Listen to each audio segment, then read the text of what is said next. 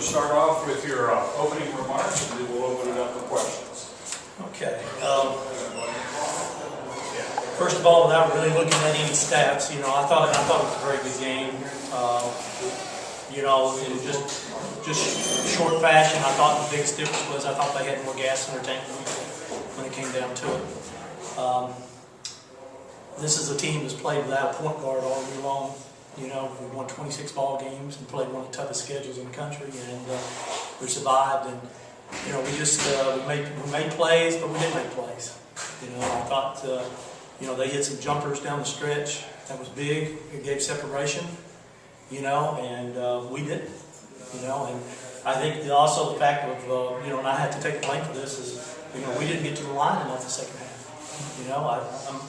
I'm guessing we were 2 for 2 in the second half. So we needed to get to the line a little bit more. So undoubtedly they did a great job defensively, but I probably did a poor decision, getting my guys to understand about tacking and getting to that line. But I'm very proud of this group and what they've accomplished through the years and how much they've grown. Southern Idaho has a very good team, and I think they have a chance to win. Let's talk about the back-to-back threes by Jackson and how that really changed the game. Well, it goes back. I thought they hit some big shots, and that was the separation.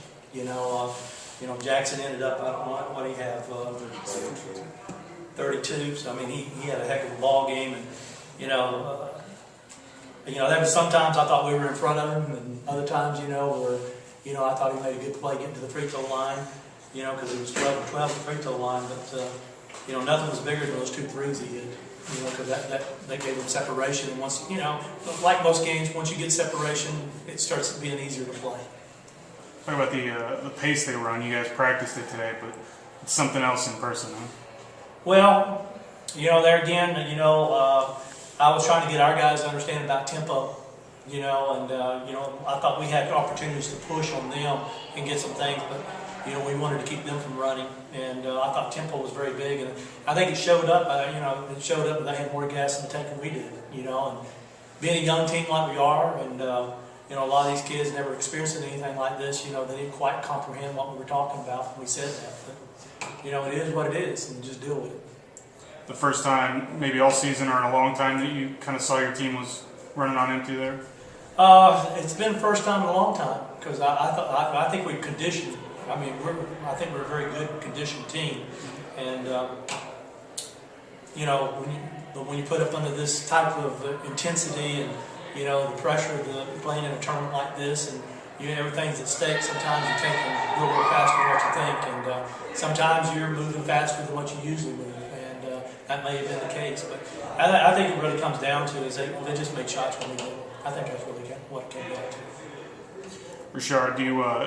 As a player, what was it like out there, their tempo and the way they ran up the floor? I think we slowed them down probably the first 30 minutes of the ball game. The last 10, I think the pace picked up and they got comfortable with running their sets and getting up and down the floor in transition.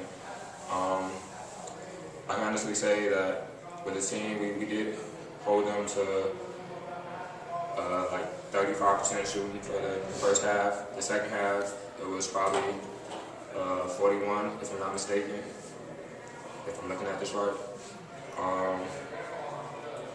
I just think that the last 10 minutes of the ball game, we ran out of gas as a team. Let's talk about answering back and forth there in the second half, and just kind of going back and forth with the lead, and what it kind of took to keep with them. I just tried to keep my team positive and keep them on a good note without getting down and getting attitudes with each other. I just tried to keep us under control, keep the pace at the pace that we wanted the game to be at. The last 10 minutes, we just couldn't do that. We seemed to buy out of the system that we were brought into, and Southern Idaho just took control of the game. Talking about when Jackson hit those 3, you guys were down 2, and then Bam hits back-to-back. It was just kind of stretched out from there. Yeah, I want to say that it was miscommunication on screens and switches in our defense, which led him to 2 out of 3s. You guys got about a 16-hour break now. How do you go turn around and get up for the game tomorrow? You know, that's a good question. You know, and you know, we're going to meet when we get back, and we're going to talk about it. And you know, I think this team will bounce back. You know, I think, you know, for what we've done this year, I think they're, you know, definitely, you know, I think there's enough pride in themselves and who they are and who they want to be that, you know, I think we'll come out and we'll play a ball game tomorrow to see if we can end the season on a winner. And like I told them downstairs, you know, being in a tournament, you know, making the tournament like we are, a team usually don't get an opportunity to finish the season on a win, you know, and not play for a championship. You know, so we're playing for fifth place. We understand that, you know, and you know, we want that to be respected, and you know, we want to represent Tallahassee and the state of Florida and our school as well as we can.